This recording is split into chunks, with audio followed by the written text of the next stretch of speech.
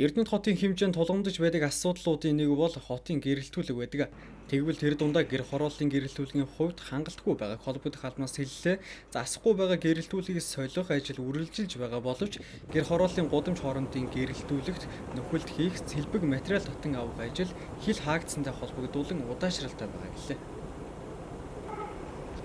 За 2020 оны хэмжээнд бол бид энэ гэрэлтүүлгийн одоо засвар үйлчлэг бол аймгийн засаг даргаар ингээд батлагдсан төлөвлөгөөний дагуу ерөөдөө ажилтдаг. За гэр хорооллын нэг багт бол одоо жилдээ 2 удаагийн засвар үйлчлэгийг бүрэн хийхээр төлөвлөгөө гаргасан байгаа. За город хэсгийн багууд бол төвийн хэсгийн багууд бол нэг 3 удаагийн засвар үйлчлэгийг хийхээр төлөвлөн ажиллаа. За тэгээд энэ коронавирустай холбоотойгоор хилгал хаагдсантайгаа холбоотойгоор одоо бид эдийн сэлбэг материал одоо гэр хорооллын гэрэлтүүлгийн сэлбэгийн материал бол одоо хүртэл одоо ирээгүй байгаа тань. Тэгэхээр одоо энэ гэр хорооллын асаалтын хувь бол өмнөх жилүүдээсээ бол маш хангалтгүй байгаа.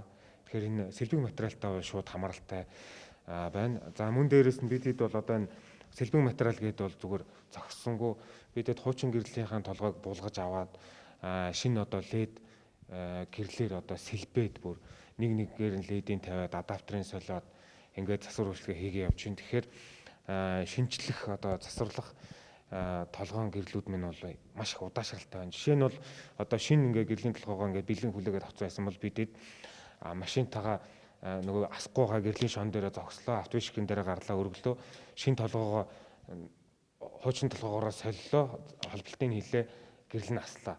Процесс бол маш хурдан болох байсан. Гэвч одоо нөгөө гэрлээ аваад компани дээр ирээд засварлаад буцаагаа суйрлуулж байгаа болохоор энэ дундах процесс нь маш ийм удаан цаг хугацаа авч байгаа болохоор ерөөдөө энэ гэр хорооллын Эрдэнэт хотын хэмжээний энэ гэрэлтүүлгийн өнөөгийн байдал бол маш хангалтгүй хэмжээнд байна. Тэгэхээр энэ хил гаалтай бол шууд холбоотой одоо хизээ хил гаал нэгдэж одоо орж иж энэ гэрэлтүүлгийн асуудал шийдэгдхийг бол би хэлж мэдэхгүй байна.